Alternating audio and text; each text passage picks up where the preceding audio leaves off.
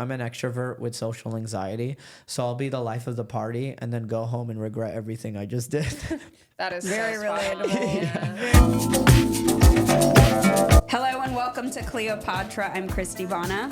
I'm Lynn Molly, and we are two Middle Eastern comedy queens digging up the funny from the first generation experience. Our guest today, you know him, you love him. He is back by popular demand. Please give it up for Ahmed Al-Kadri. This is the only podcast where my name is pronounced correctly. I love it. Yeah. I got the cough. Yeah, you got the qaf, you got the alif, you got the ra. And then, yeah. What was I going to say before I begin? A couple things. One, I did a show at Rita House, and this girl messaged me after the show. I tried to look through the messages to find her name. Sorry, I can't remember your name, but she was like, you need to get on this podcast called Cleopatra. They are these two Middle Eastern queens. I fucking love it. They talk about being Middle Eastern. I'm being 100% serious. I'll find it right after this episode or the recording. I will find the messages.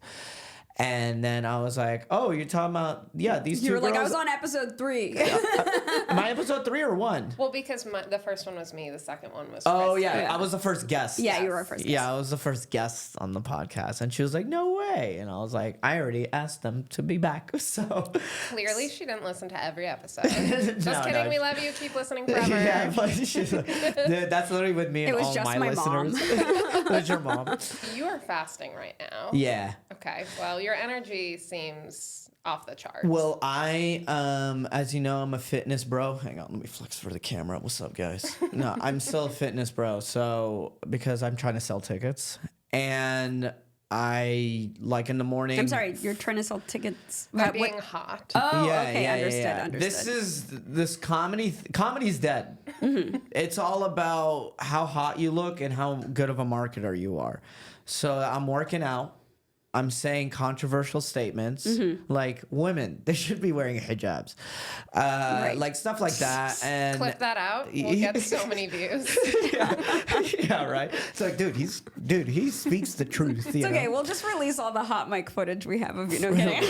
No, I'm kidding. Please do. Kidding. I mean, at this point, I'm sick and tired. I'm just seeing on my feed. It's just like the only videos that do well is if people are arguing in the comments. That's it. And it's always about something totally irrelevant. Irrelevant to the video or whatever. Have we talked about the Harry Potter controversy on the pod? Wait, what happened? I think we already talked about it, but we just reiterate for you.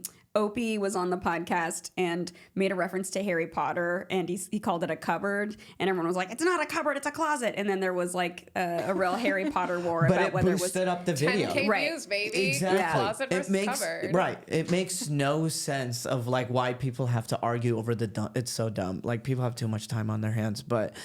Including myself. But anyways, now in the morning, like I will eat like chicken breast, eggs, and a bagel. So I have my carbs and protein. I'm hitting like 100 grams of protein.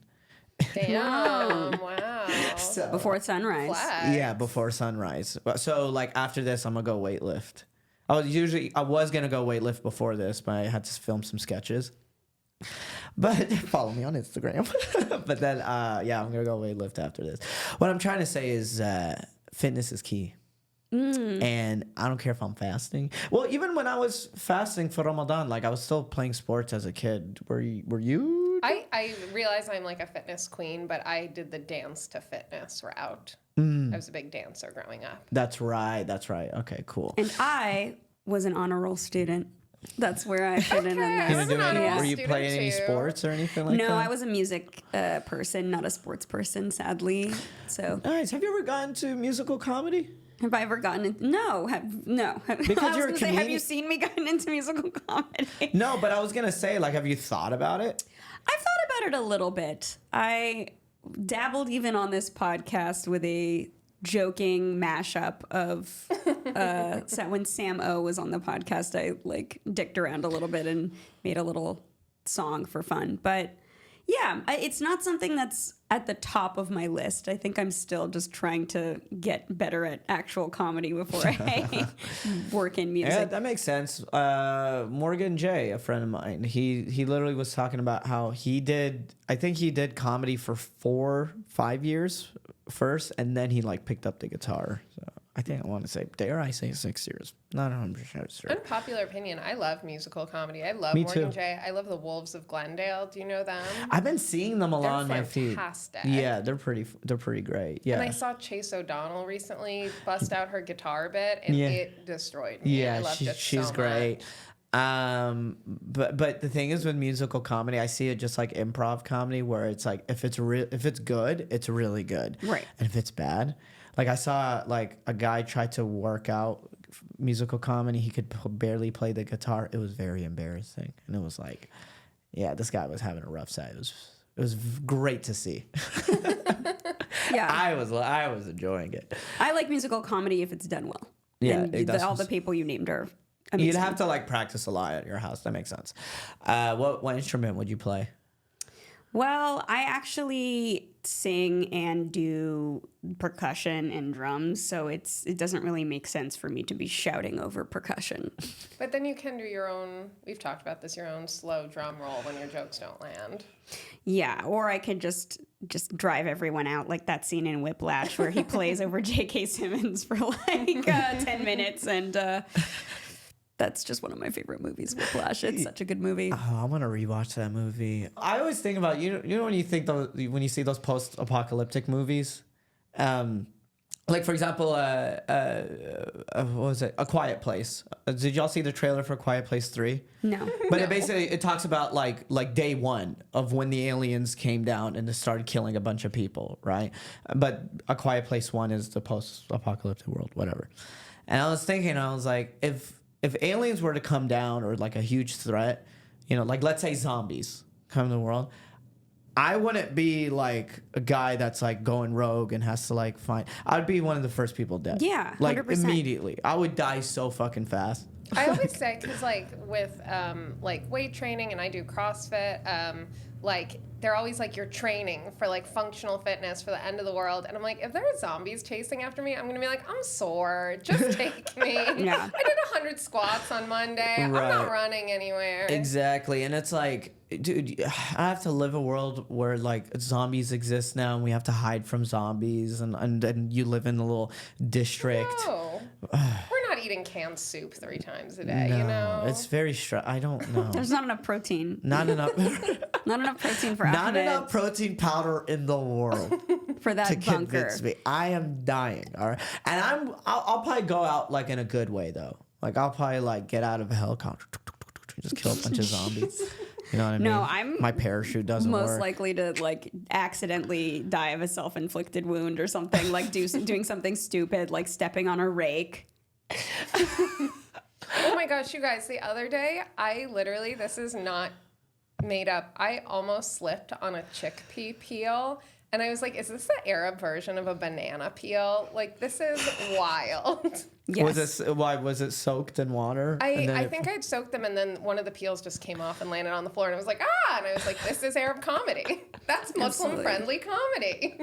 There you go. Yeah, there's that clean comedy everyone's been asking for. Yeah. Oh yeah, she just, for the people who are listening. Oh yeah, let's rewind. So I run this show, Hilarious BBs. We've Great talked about show. it.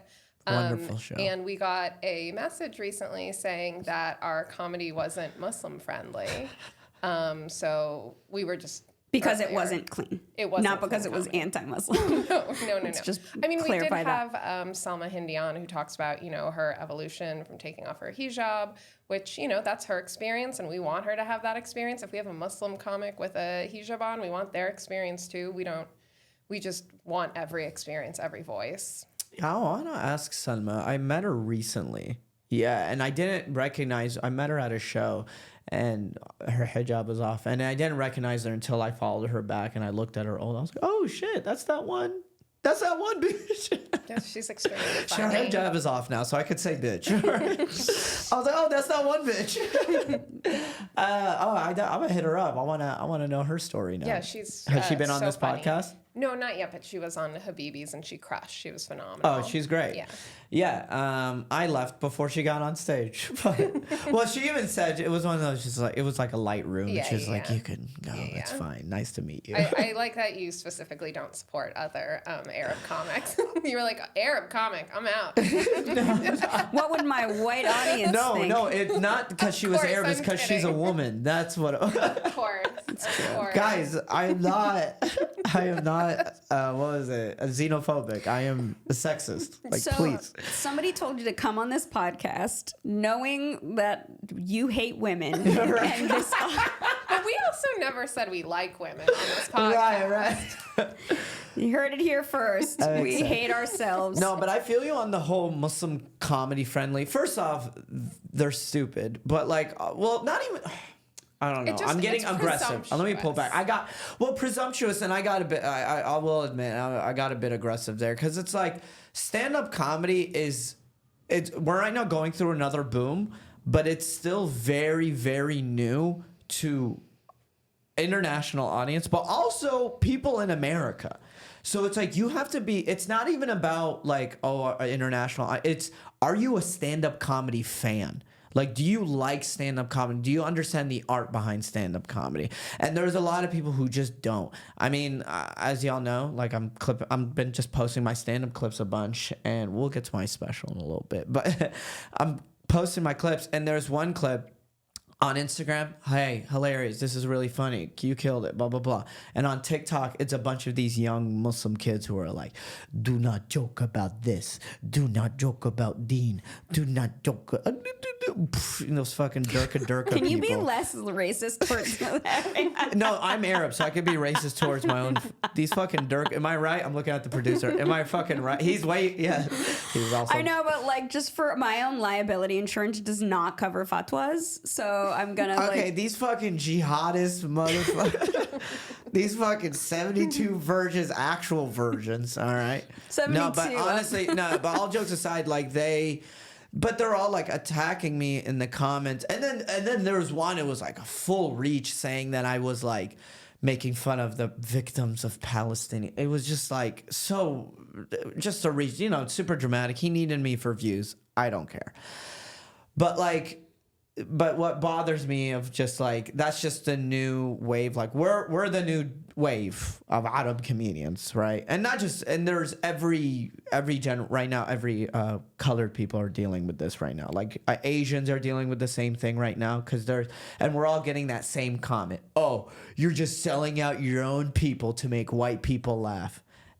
Which I hate that comment so much. Oh, yeah. It's like, bro, look at my audience. I was going to say in our message, this woman also said, she was like, don't be like fooled. Like, you may think Hollywood wants your like dirty jokes, but there's an audience for clean comedy. And I was like, I don't write my anal jokes for Hollywood. Yeah, they're so stupid. Like the point of stand-up comedy is to say things you're not supposed to be saying on TV. Like you're supposed to like be 100% authentic self. Like they don't understand that whole self.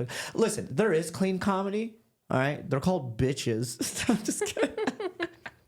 I don't know why I'm so aggressive today, but no. Like, I mean, we did have you on during a fast, so I think we I'm should just have. You're hangry. just like very punchy. And yeah, I'm very punchy I mean, today. there's nothing against clean comedy. And if there's a clean Muslim comic, I will book them, support them all the way. I could do clean. I just did 3 colleges last week. I did clean comedy, and then college kids are literally like, go all out. We want dark humor. I was We gonna want say. edgy humor. Clean comedy you hear at freaking at work. Like clean. I don't know. Like listen, there's some great clean comics out there, but it's also like Muslim friendly. You're so lame. It's just gross. Like it's just so like do your homework. You can't sit there and. I feel like Give me her name. I feel like it's the equivalent of a Catholic stand-up comic or a Catholic audience member going to like the Hollywood Improv and then messaging the Improv the next day and being like, "This comedy wasn't for me." And it's like, well, they never advertised as a Catholic-friendly show. Yeah. Why would you just assume?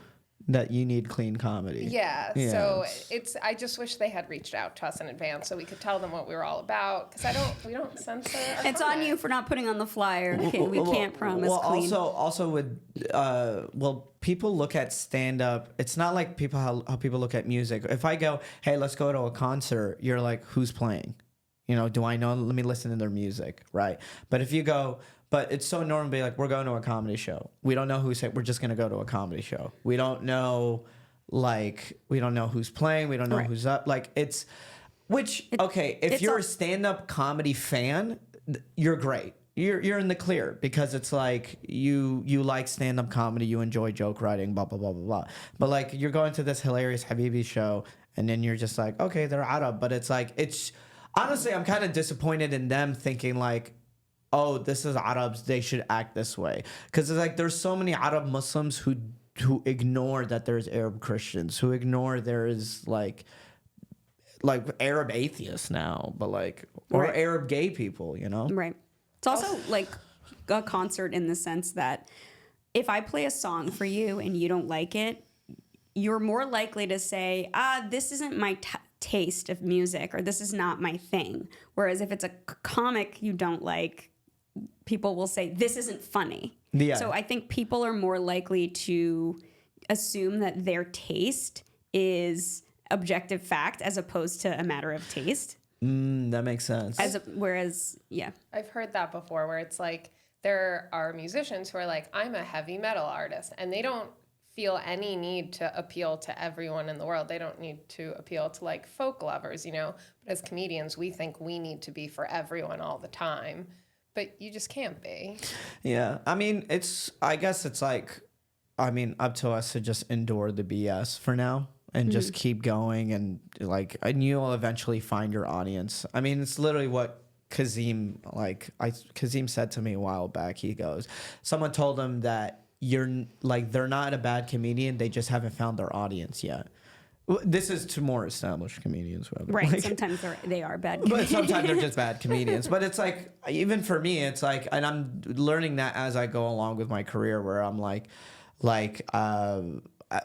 taped my special back in November, and it was in DC, and we sold it out. And I'm very proud of it because it was like, you could even see in the special where it's like, you have these hijabis sitting up front. You have like a bunch of other Arabs here. And then you just have like white people, Asian, like all these different demographics coming through my comedy.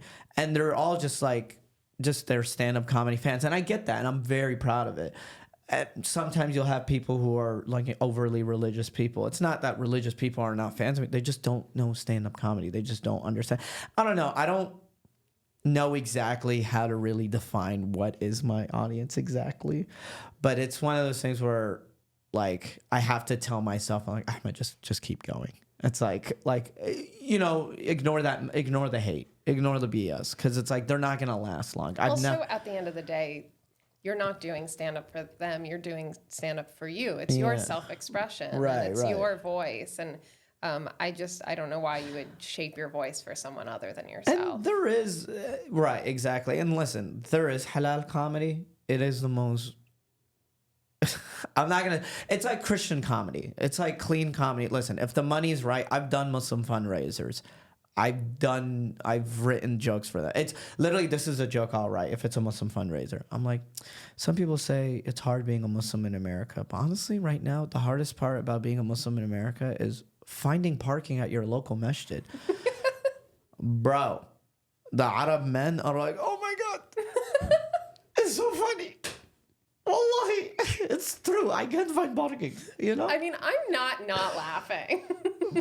Right, but it's the way I'm delivering it too. But there's this... Christie looks agitated. Christie's so upset right now. I'm retroactively fasting for Ramadan as well. I'm sorry. No, I'm just wondering, when you do get comments, like, what is your way of recovering? Or what is your way of, like, how do you stay on track? How do you check in with yourself? That is the $1 million question I've been trying to answer since I started posting stuff, 3 years ago now? Like, or not even... Oh, we're in 2024. Yeah, 3 years ago. Oh my God, we're dying.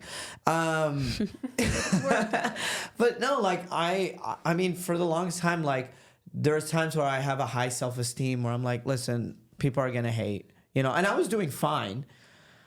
You know, I'll have like one comment that's bad. Okay, that's okay. You know, I'll have one comment that's bad. But like recently, it was on Sunday. By the way, guys, go to my YouTube, Ahmed Al-Kadri, Special Not Special. Please check it out. Anyways. We were going to plug your special. I'm going to plug the shit out of it. I need it to get 50K views in 3 months. Where are we at right now? 5K, 5.1. Okay. But you have 3 of those to me to thank. Oh, yeah? Yes. By who? No, I'm saying like I watched it and recommended it. Oh, I love you. Yeah. Oh so my God. 3 of those views are. after I break my fast, I'll give you a hug and kiss your forehead. Okay. I could do it to him because he's a guy. That would be halal. But for girls, Got it. Okay. But anyway, he's nodding. Hell yeah. But anyways, I posted like it was this one. The joke goes, I went to Islamic school in Texas. Yeah, it was called Jihad Habibi Kaboom. Nah, I'm just kidding, guys. Yeah, the white people were so nervous. You guys were like this. I've heard of it. Great school, great program. Like it's this joke that I know. I tour with it. I know it does well. It's very funny. I'm not attacking Islam. Like, I'm not attacking the deen, but it's all these kids who are so religious and they're closed mind. Here, I'm gonna be flat out honest with you guys. When I was a kid and Facebook just started, I remember arguing and telling like gay people that they were going to hell. Like, I remember specifically this girl said, like on a public page on Facebook, this girl said, "Oh, my boyfriend is Muslim and blah blah blah," and I go, "Well, you're not allowed to date before marriage, so technically he's not Muslim." Like, I remember saying that. Wow, you were deep. Oh, I was deep into the faith. Wow. I was Ramadan speech contest winner every day. I was going to be like, my dad helped. There's this one imam named Umar Suleiman. And like my dad wanted, like we helped this guy move. My dad was the one that helped him move into Dallas. And like we used to go to his halaqas before. This is before he's a famous imam now. But like I was like deep into the faith, right. You know?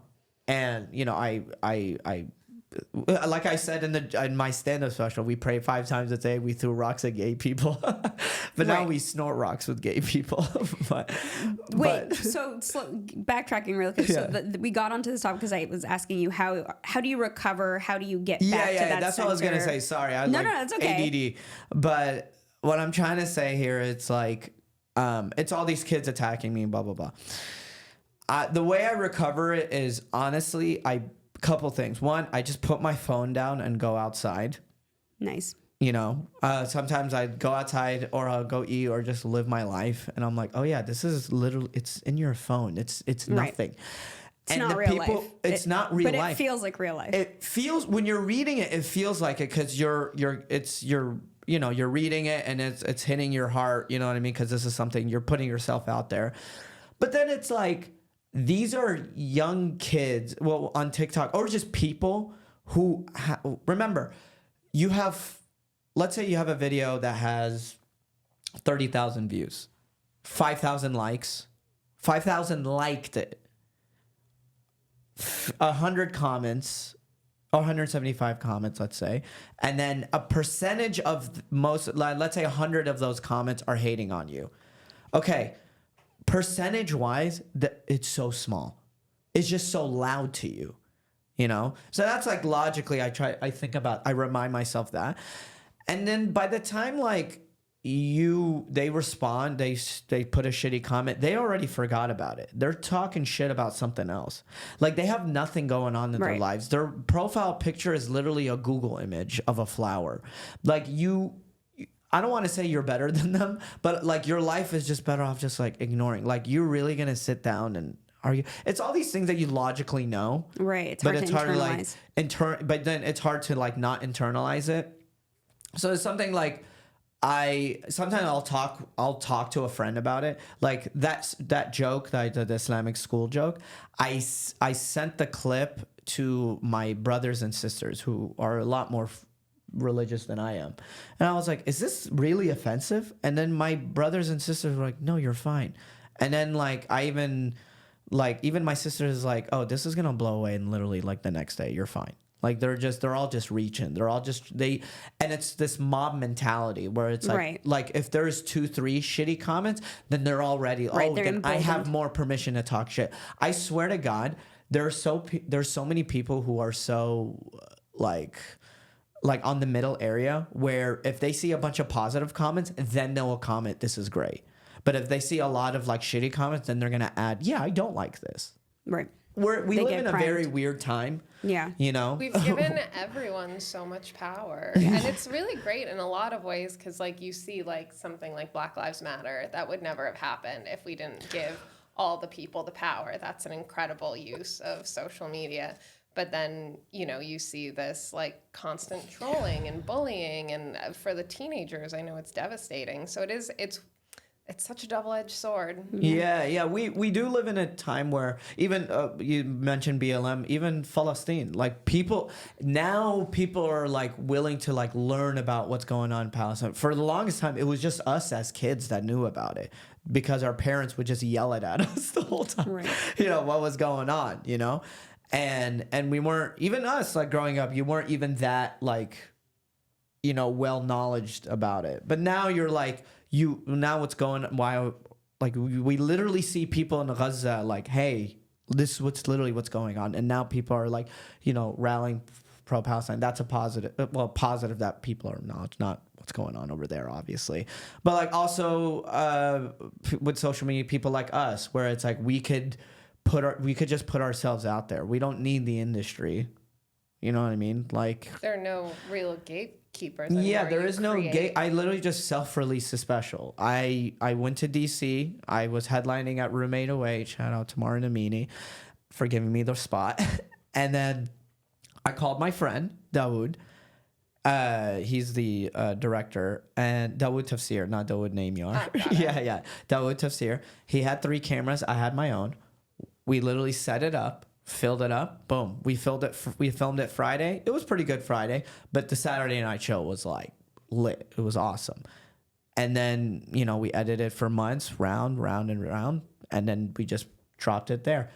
No, nothing, just on my own YouTube channel, you know. And I didn't need approval. I didn't need self-fund. I didn't need like thousands of dollars. No, tens of thousands. I mean, obviously, I like pay. Right, of course, it's gonna take. Yeah, but like we did it it's a very like guerrilla style renegade. But like for what we did, it's pretty good. You know, I'm proud of it, and I'm happy I could just burn it on. I could just work on new material. But that's the beauty of it, where it's like this Yemeni-American comedian is just putting himself out there, and I don't need like CAA or I remember like JFL. Like I was like every year my friends would get JFL New Faces, and I was like, I didn't even get an audition. And now they're Are gone. you repped? I was like, huh? Are you repped? No. Oh, okay. Yeah. So wild. Yeah, that's hard to Any believe. reps listening to this podcast? Yeah. My son. But now reps like. Wait, sorry. Before, I don't want to talk about reps. I really actually want to talk about really quickly. I have to ask how you got from like a super religious person to now. Do you want to talk about that, or we can edit this out too? No, like, all it took was like I smoked a joint, a white girl touched my penis, and I was like, dude, like I don't think. I think we got this all wrong here. Okay, so wait, Alomini's on. Oh my god, I break my back. Okay, is that honestly, a different? Honestly, because like, I think there is a story there, but I also there if is you a don't story. feel like there is a story there, and I'm not like okay. This is my story. No, I know. And I'm being vulnerable right now. So you mentioned that you were writing comments, you were praying 5 times a day, you were so religious, and I'm just wondering what made me get out. Yeah, or just like what precipitated your eventual. Well, also like. Your less religiosity. Well, also, okay, just for a long time, I didn't really feel as connected with the community. I will say, I built a lot of resentment. The parking, the parking was terrible. You can't find parking at your local mosque. What if that was why you stopped being religious? I was like, you know what? You're just like, I can't park here. I'm good, dude. No, but like, you just start asking questions and you just start like seeing Okay, with a lot of Muslims, you grow up in this very like tight knit community where it's like everyone you know is Muslim, everyone you know is Arab. Maybe you'll have a Desi friend, like from most like very close-minded, and they're very close-minded, right? And I remember it's more like I just hate. I built a lot of resentment over the years, starting like in high school, where how everyone just it was just so much backbiting with everybody. Everyone was just so judgmental towards everybody. I hated the fact that like, yeah, my older brother had an addiction issue, like, which I've talked about for a long time, but I just hated the way people treated my older brother, where it's like, oh, like he's the crazy one, where, you know what I mean? Where it's like, no, clearly he had mental health issues. And that was one. I just didn't like the way, like a lot of growing up, it was just like, especially with younger Muslim kids, it's like they genuinely think that they're better than non-Muslims. And it's more like, I hated the hypocrisy of this. He's not praying, but I'm praying. You know, I'm more religious than them, therefore they're, you know what I mean? Like, I hated the gossip. I hated all the bullshit. And then when I started like hanging out with non-Muslims, you know what I mean? Let's just say white people for now. The amount of people were talking shit. Oh, Ahmed just has white friends. He's trying to be white. But I remember like meeting, like for example, Ryan Kelly, my old roommate. He's Christian, white kid, fucking the whitest kid. Right, arguably the whitest. Arguably the whitest motherfucker you've ever met in your entire life. But I'm being for real. He has a better, like he's a good person. He's better than Muslims that I've met in my life. And it's like, it has nothing to do with religion. It's just who he is, of how he was raised, you know? He's a good person. I've seen him go out of his way to do good things for people, out of the kindness of his heart. It has nothing to do with religion. You know what I mean? Right. But it's not like, I'm not saying, I just feel like it's like, yeah, like I believe Islam provides a good moral compass. That's why I'm still a Muslim and I'm proud to be a Muslim. But it's also like I'm more following the religion. I don't care about the followers. Cause it's like in comedy. Right. Exactly. Like my relationship with God is between me and God. I don't give a fuck what you were going to say. It's really paralleling the stand-up comedy thing. Like, the religion, it's for you, so you're going to participate in it and express it in a way that works for you. And exactly. Because it's like, what, like, a guy who doesn't know my life is going to sit there and try to preach to me. And I hated that with this, where I feel like in a weird way, a lot of Muslims, it's like our behavior is literally pushing people away from the religion. You know, I remember a while back, this girl on TikTok converted to Islam and she was talking about how she was reverting and stuff, but she was getting so many comments from other religious ass Muslims who are like, you're wearing the hijab wrong. You're doing this wrong. Right. Like just the way, like it's the tone of what they're trying to do, and it's like she's just like, forget this, I'm not doing this. Like why do I have to follow this? You know what I mean? Like the community pushed her away. Right. Does that make sense? Absolutely. I think that a lot of people have that too with their Christian faith and just with every faith. Just I even have this new joke I'm working on where I go, I don't care whether you're Christian, Jewish, or Muslim. If you're overly religious, you're a fucking dork. Like it's like, hey, that's haram. You can't do. Oh, you're gonna tell on me? You're God's hall monitor. You know what I mean? Do you know what I love? Like so what much? you're. Oh, go ahead. Oh, I was just gonna say I have a friend. She's an Ayurvedic healer. She's an Indian woman, and we should have her on the pod actually. And she always says everything in moderation, including moderation. And I think that's just like such a beautiful way to look at everything in life. And I feel that way with religion too. It's like if it's dictating your whole life.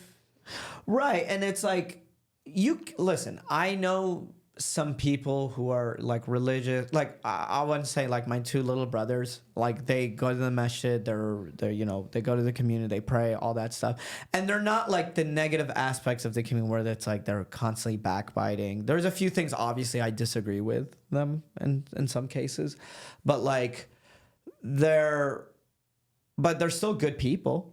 I still love them, and I still have a lot of appreciation. That's why like when you have when I do like certain videos or sketches, like the first video I've ever done where, maybe y'all seen it. It was like where Ryan is reminding me of prayer, where I'm like rushing and I gotta pray, and he's like, "You forgot to pray," and I was just like quickly praying and running out.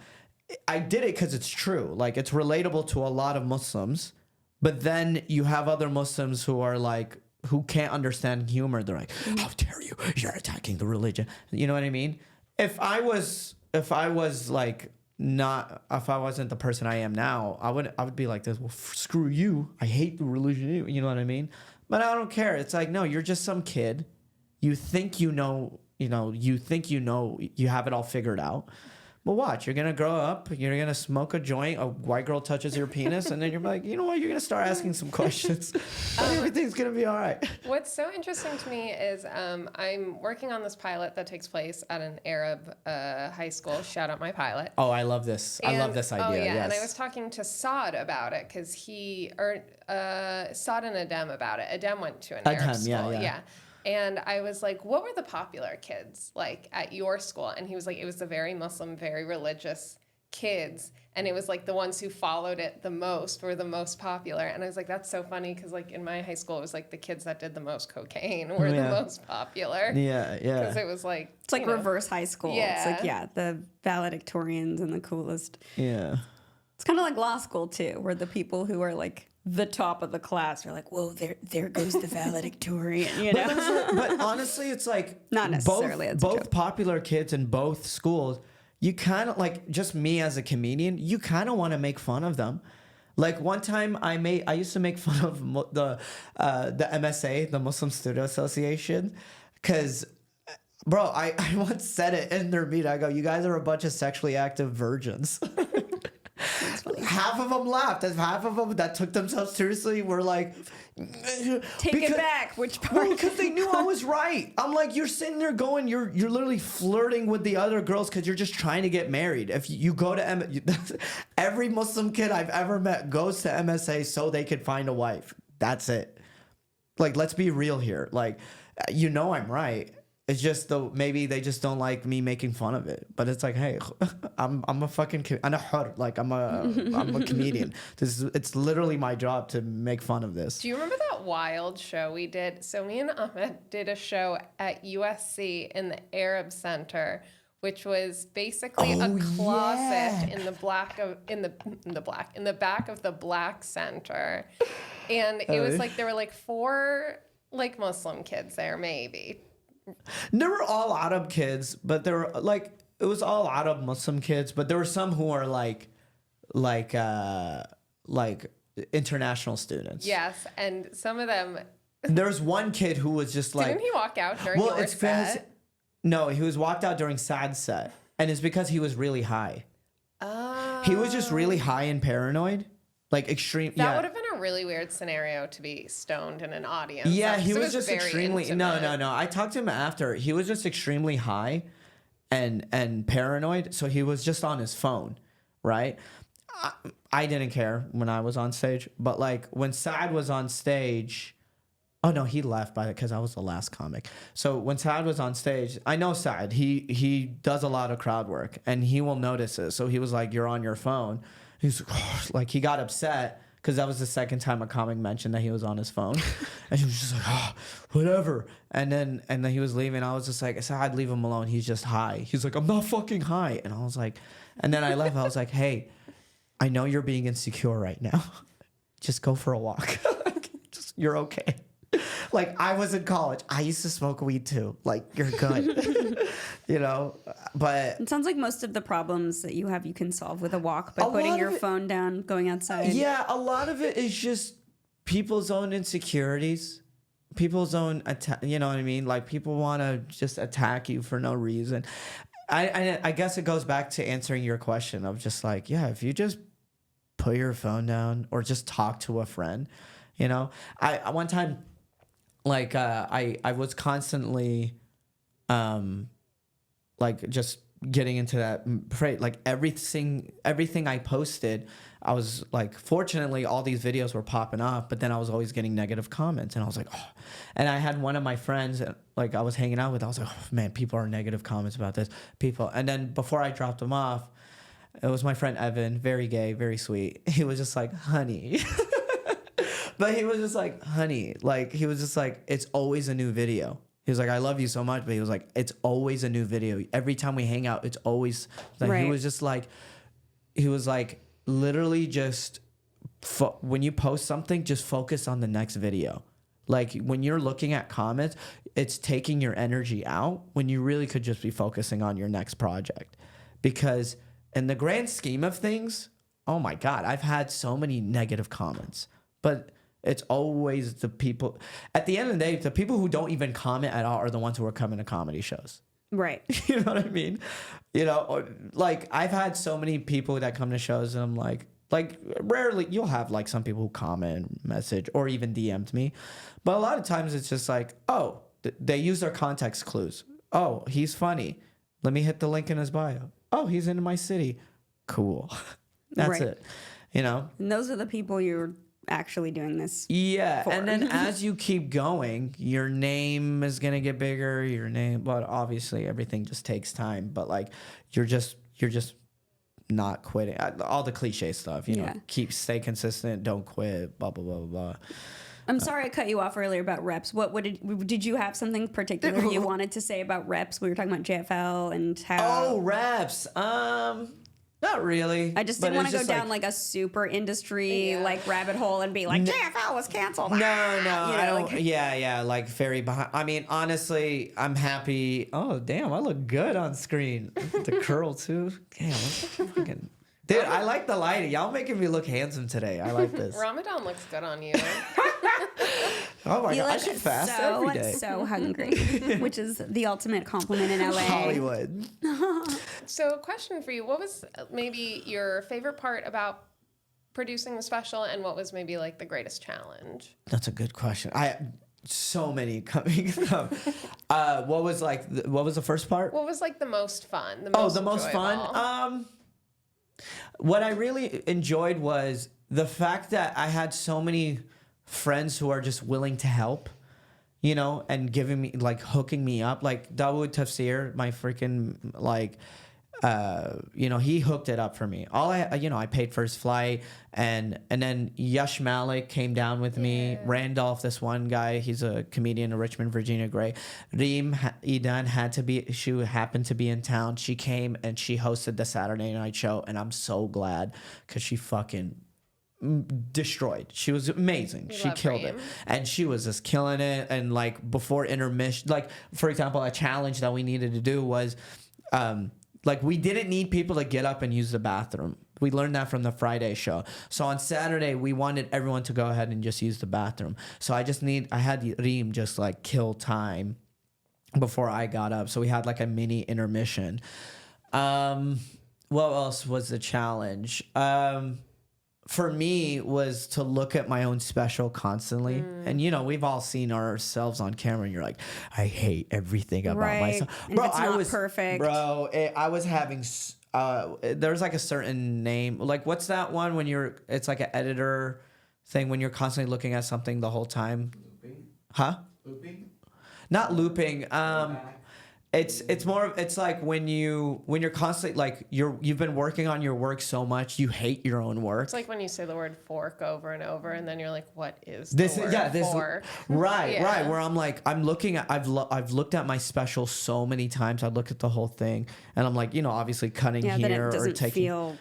Where it does, real, I'm not like it lost the magic for me. It lost the magic, but then like I forgot. Like I share it with a friend, Kazim again.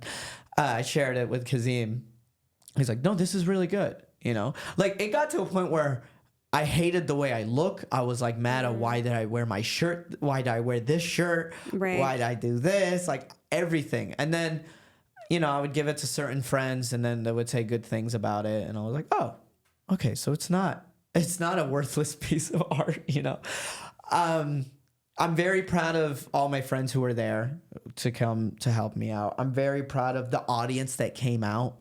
Oh my God, that was cool. It was a magical night. Like at the end of the special, you'll even see like after I finished, there's like a mini encore, but I get back up and I'm like getting emotional because I was very happy of like all these people who were cheering, and I'm very proud of my performance. I was like taking a beat slower. I mean, listen, there was a few moments I wish there was a certain, you know, when you hear a joke and you normally hear a lot of laughters, but you hear oh or aw. Yeah. You know what I mean? Like we always talk about the awe audience. like, it's never awe. It's always laugh. Yeah, just laugh. It's more laugh. like if I'm making fun of myself, I go aw. You know, there was a couple of that in the special I didn't, but the director Dawood was like, just leave it in. It just proves that it proves that you don't only just get laughs, you could get other reactions or something like that. But I think if I could train stand-up audiences, one thing I would say is don't always laugh. And also, if you're going to come to my comedy shows, don't just go off whatever I post. Please text me beforehand and consult. I post these show flyers to help out the show producers and to like promote them. Please, I had something very similar. I was in New York and I walked into the show and clearly no one was there. And it was the first time in my career where I was like, I'm just going to leave this show. I'm not even going to do the set. They're starting like 30 minutes late. I have another show to get to. I'm just going to leave. And then I feel this tap on my shoulder and I turn around and it's the story editor of the TV show I work on, who I respect so much. Oh, no. And she's never seen me perform before. Right. And she's there with her husband and they bought tickets. Yeah. And they're like, we're here for your show. And you're like, ooh, this one. And then I had to like go down to this basement and like do 10 minutes. They were the only people in the audience except for 3 drunk British Did they laugh? tourists. I think they were pretty uncomfortable, and the 3 drunk British tourists were like yelling during my set. Oh, no. And then I had to be like, well, this is the comedy career you're watching on Instagram. Yeah. This is it. Nothing else. All my shows are this. And she has never come to a show again. No, that's the worst. No, but I do good shows if you're listening. Yeah, like I know exactly what you mean. Like fortunately, like I'm very particular of the shows I produce now, or I post on my story. You know what I mean? I just try to be supportive. Yeah, you want to be supportive, but also, like, I mean, it's up to the producer to bring the people, not your job. That's you true. know what I mean? So that was the highlights, the things you were proud of. What do you think was the most challenging part about producing your special? Oh yeah, dude, you're so good at like, gosh, I'm so ADD. I'm like, oh yeah, I forgot. Me too. Dude, my Unfortunately, it makes me like the wet blanket of the show. No, it does not. No, it does not. It makes you the backbone. Oh, thank you. You know what I mean? You know, in volleyball, I think the libero, I think that's the position. The Like one that fucking any questions you have, you direct it, that fucking Joseph. saves the ball. Well, you're right there. You're like my fucking. I'm positioned to write to you. But anyways, you're like the backbone. Like you're saving, because both of us were ADD. If my brain was a Google Chrome page, we'd have 72 tabs. All right, and it's up to you to be like, all right, let's go back to this tab.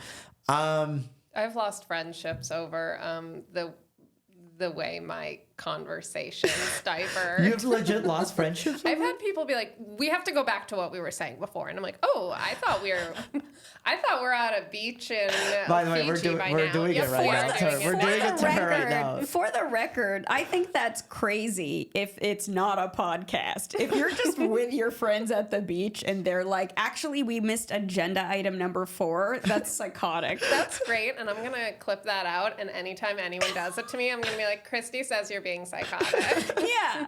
You don't need to like get to, actually, it's a sign of a good conversation. And so I actually think it's great that we go off on a million tangents on this podcast.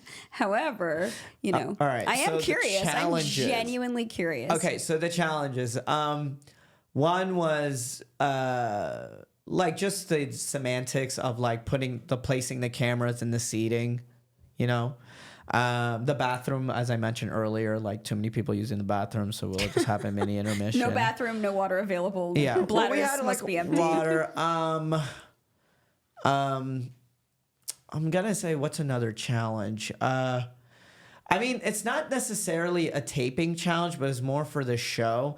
Like when I'm done, like house lights need to go up because everyone was just trying to leave the roommate away as soon as possible, and they missed my merch table, so I wasn't able to sell merch.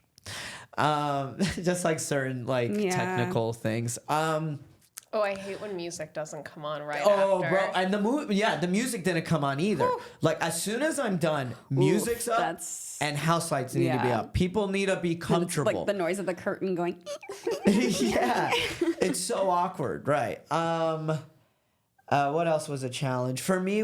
I was getting in my own head about. I was like, am I releasing it too early? Am I doing this? Like, is this perfect? But here's the thing: releasing it too early meaning like. It is premature for you to be releasing your but also special. It's like, what am I gonna do? You know what I mean? What am I gonna wait for a don't tell taping? They don't give a fuck about me. Am I gonna wait for a JFL? They don't go. Like, dude, I'm so done waiting. I'm so done with like Comedy Central. I'm just done. I have all this new material that I'm really excited to work on. It's more me too. It's not even like this hour was very like, who is Ahmed Al-Kadri? Right. Okay, my parents from Yemen. I went to an Islamic school. Blah blah blah. I do drugs, stuff like this one. It's more similar areas, but it's more like better writing, better punch. I'm very proud of this new hour that I'm touring with, and. Just be aggressive with your content. Okay, here it is. Here you go. I have this body of work. People can watch it. Yes, it's at 5.1K views. but after this podcast, 5.2. Hopefully. But the challenge is, that's one, the mental challenge. Right now, the challenge is promoting it and marketing. Dude, I paid like $5,000 for this publicist. They got me on some podcast interviews. You paid everyone $1 to watch it. I fucking love you. I paid 5,000 people $1 to watch. I paid a publicist, 2,000. It was like $2,500 for each month, and But I'd like to get me on all these podcasts. I hope it helped. Maybe it did. Maybe in hindsight. I mean, again, you'll never know. You never know. I mean, it got Chase on. My friend Chase was the one to recommend, and because of that publicist, it got her on this list for the New York Times and New Yorker. It's best YouTube specials of 2023. So I hope I end up on a list so I could get me more. Gosh, it's so wild that nowadays to be a stand-up comic, you need to have a PR team, you need to have a podcast studio, you need to have an editor to do your clips. It's gotten so. And if it works out, the reward is much, much greater. But I think I do miss the element of stand-up used to be like this. It was almost a free art form. And it didn't require this big investment of money. And that's what was so beautiful about it. Anyone could go to an open mic. Open mics used to be free. And it's just, but of course. But now it's stand-up is blown up now. Yeah. Or now it's a business. It is. Everybody's a comedian. You have freaking OnlyFans girls who are just waltzing over to stand-up comedy. And because they have millions of followers, they're going to get booked. Yeah. Reality TV shows. You have people like there was this one. There's so many TikTokers now or Instagrammers. They have their rep because they have all these followers. And during the strike, they couldn't get pitched TV shows, so they were just you're just gonna do stand up. So they were selling out. Right. Was the show good? No, but dude, they made a lot of money. A part of me really does miss taking 2 buses to get to the Ice House to sit there for 3 hours and not get up and then get back on the 2 buses and cry on the way home. Those days are over. That's not what it takes anymore. I mean, they have their own hardship. The newer comics, they have their own It's the TikTok hardship. It's the numbers. It's the algorithm hardship. Well, it's the algorithm, but also I'm kind of scared for them because I'm telling new comics, don't post your stand-up stuff yet, man. You don't know your voice. I see people who have just started posting open mic clips, and I'm like, man, they're brave. Yeah, well, but because they think that's the way to do it. And they're posting them of clips of themselves bombing. You're like, what are you doing? That's the worst part about That's it. what's But then crazy. sometimes I see those clips go viral, and it is wild to me to see an open micer. But it doesn't, like, in the end, at the end of the day, like, I understand we like content creating, it helps. Even me, it helped so much with my career, but it's not like, no matter what, authenticity will always win and funny will always win, you know? What's his name? This older comedian was telling me, like, about, we were talking about how, like, you know, OnlyFans girls or like TikTokers just waltzing over to stand up. And he was telling me, he was like, he's been in the industry, or he's been a stand up for many, many years. And he was saying that will always be there. He goes, when I was starting out, remember John Bonnet, the girl who cut off her husband's penis? Lorena Bobbitt. So John Bobbitt, you know, he was fucking super famous because his penis got cut off, whatever. And I swear, and then it got reattached. He ended up doing some pornos. Mm-hmm. And then it's Do not tell me he's a stand-up comedian now. But he ended up doing a small stand-up tour. But he was like, oh my God, was his special called Is This Thing On? Thank you. But terrible. Where's your percussion? It was reattached. But okay. But that was him. He did a stand because he could sell tickets. It's a business. Remember Charlie Sheen? He did his anger management tour because he got fired from 2.5 Men. I forgot about anger management. Stormy Daniels. She was a stand-up comedian. She did a little bit of stand-up, but it's like, this is a business. Yeah. And it's just the funny thing that he and I were laughing about. It's just funny that when a famous person, they do all these routes, and then stand-up comedy is the last stop. Yeah. Before they're just done.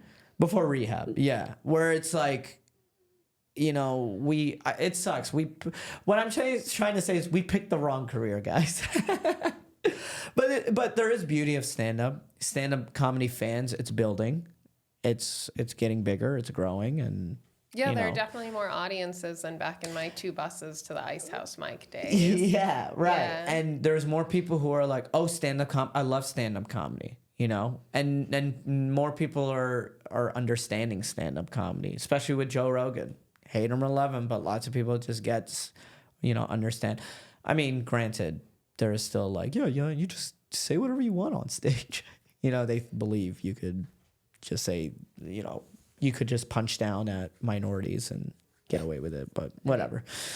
I have a question that might divert from. Oh, actually, no. I have one more question about the special.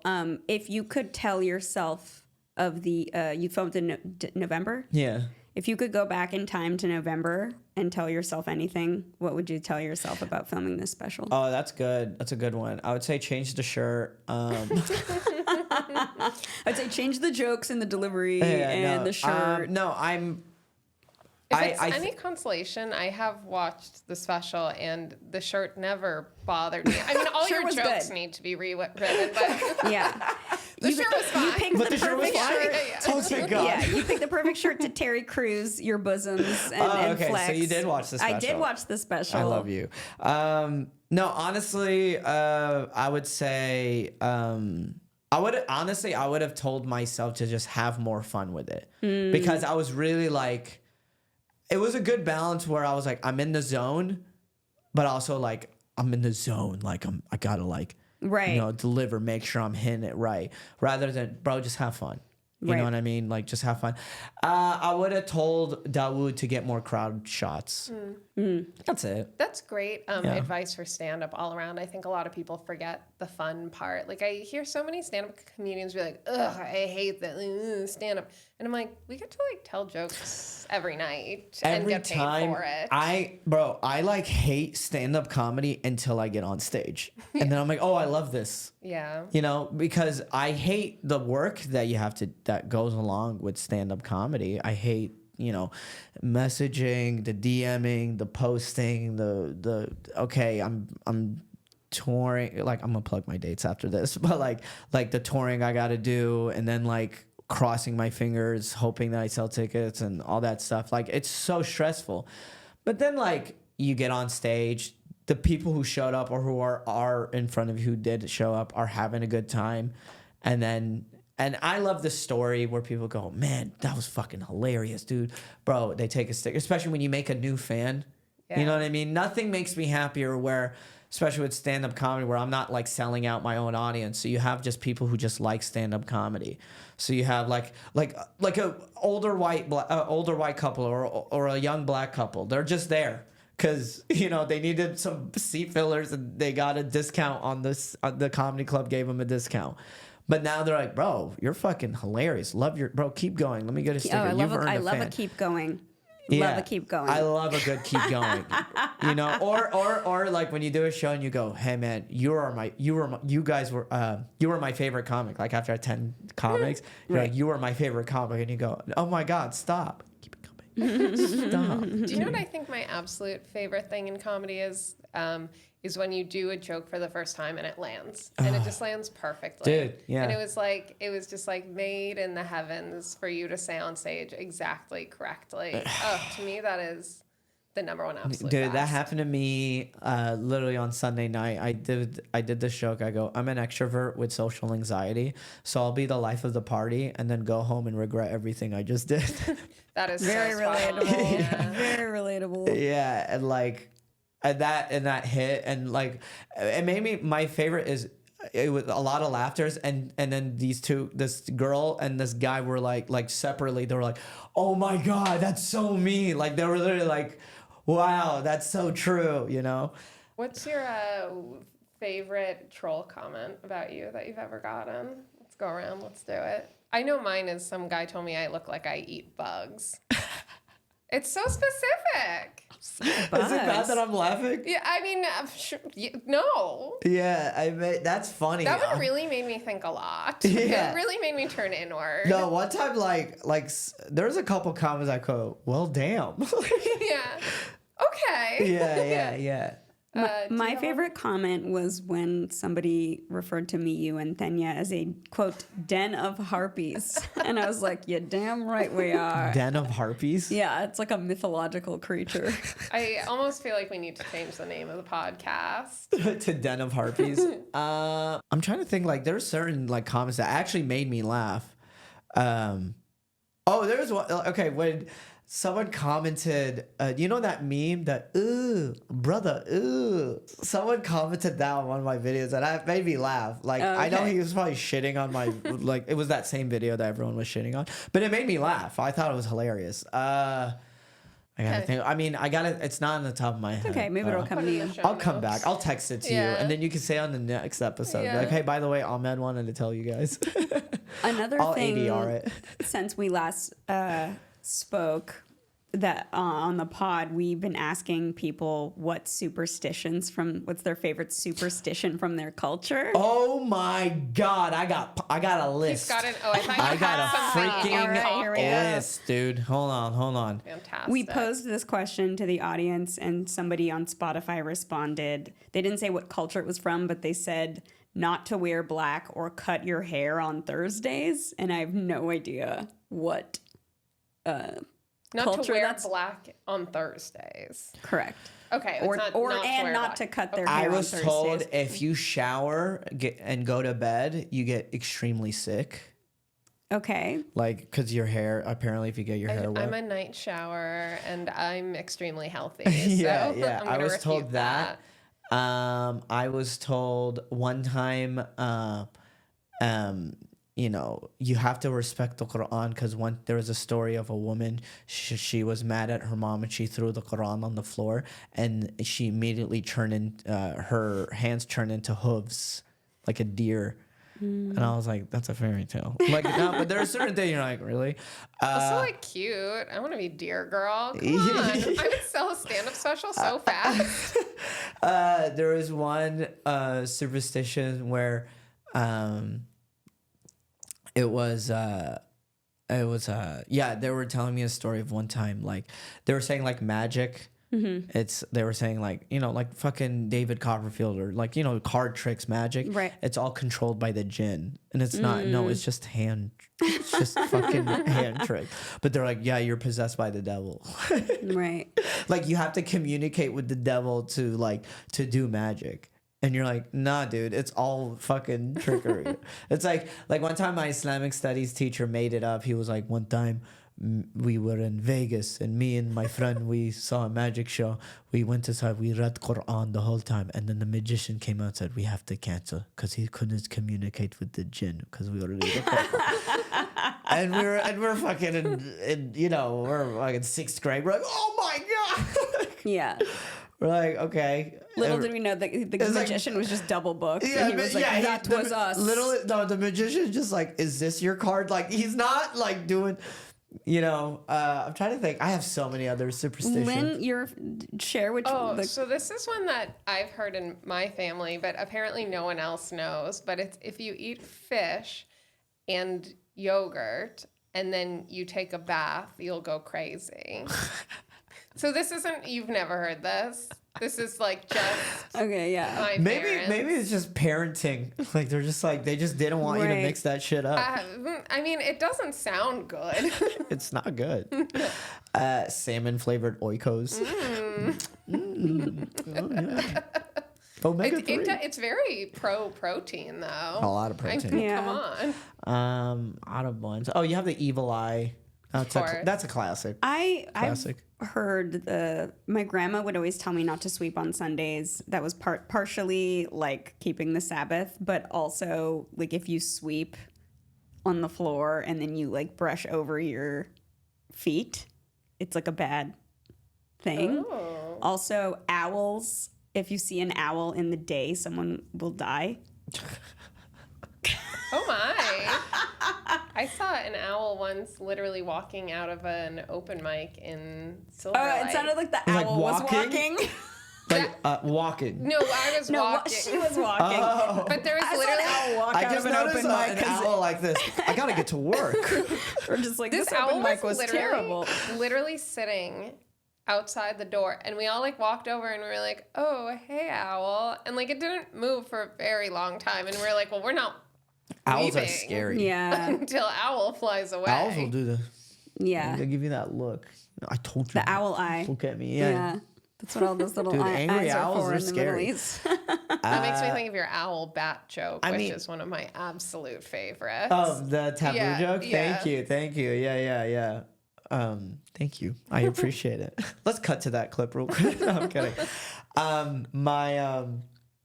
It's funny because we're making fun of all these Arab superstitions that we're like, we don't believe it. But then again, I make a wish at 11 p.m. every night. Yeah, that's a good one. Do you have any like American superstitions? I have a vision board. I do nice. I play the bottle cap game still, even though I'm in a committed relationship. Do you know this? It's like if you have a can and then you take the tab off at the end and you go A, B, C, D, E, F, G, and whatever it falls on, that's the first letter. And then you drop it. And if it's upright, that's first name. If it's backwards, it's last name. And then that's the person you're going to marry. So if I got like K first name, it would be Caitlin. But who is my boyfriend? But sometimes it's not. Sometimes it's not. And I tell him that he's got to be worried. And I do it every time I do. I'll tell you an American superstition that I still like. I love. If I find a penny on a penny or a coin, and it's it's a penny, and it's Abraham Lincoln facing, I pick it up. I was like, oh, it's good luck. Yeah. Okay. Where did you hear that from? I think it was from an old cartoon. It was like, oh, if you find like Abraham Lincoln on the floor, it's good luck. Yeah. Okay. I do the eyelash too. I make wishes on eyelashes. Yeah, I've seen that on Seinfeld. Yeah. I learned about astrology so I could sleep with women in LA. That's gotta learn their language. What's your sign? I'm a Gemini Sagittarius. What do you mean Gemini? Like Sagittarius? Like my sun and moon is Gemini. Oh, got it. And my rising is Sagittarius. Do you feel two-sided? I'm a normal human being. Okay, you have to explore this and get back to us next round. I mean, listen, I got into it heavy 2 years ago when my yoga teacher was like hammering it down. When your and yoga teacher was hot. No, but she like hammered it down. She like read my charts. I will say this. She did my full birth chart, and like she legit predicted everything that was gonna happen throughout that year. It's all in the stars. Wow. Like I'm not lying. She goes, oh, 2023 is going to be a good year for you. Oh, she predicted like from March of 2022 or like May, it was like March or May of 2022 through like early 2024. She was like, this is when your Saturn returns. And she was like, you're going to have extreme like change and all that stuff. And I will say she's right. Like throughout my life, it's been the most extreme change of like personality wise and life things, you know what I mean? And she also predicted in 2023, she was like, you're going to be traveling the world. And I did the most amount of traveling I've done. All right. That she also, she had a lot of things that was like spot on, and it was scary. And yeah, you should have her on the pod. Oh, okay. Is she a woman of color? No, she's white as shit. Maybe she's like but she's rainbow. She's okay, bi. we love that. Yeah, we love that. Rainbow like, of color. She's a rainbow. Yeah. If it helps. You know? We gotta wrap this up. Yeah, we gotta wrap. But Ahmed, can you please share some dates with us? What do you got coming down the pipeline? Yes. So my next stand-up shows, this is to all your fans, please come to the show. May 4th, I'm in Houston, Texas. May 11th, I'm in Austin, Texas. May 17th, I'm in San Antonio, Texas. The link is coming soon. May 24th, I'm in Dallas. May 31st and June 1st, that weekend, I'll be in Fort Worth, Texas. July, me and Sammy Obeid, we're coming back to Europe. We have the Dublin July 16th and London July 20th. We got those two locked down. Soon to come, Amsterdam, Berlin, and Paris. We're getting those locked in. So follow me on Instagram, Ahmed Loves Bread. Watch the special. I will if you watch the special, come to the show.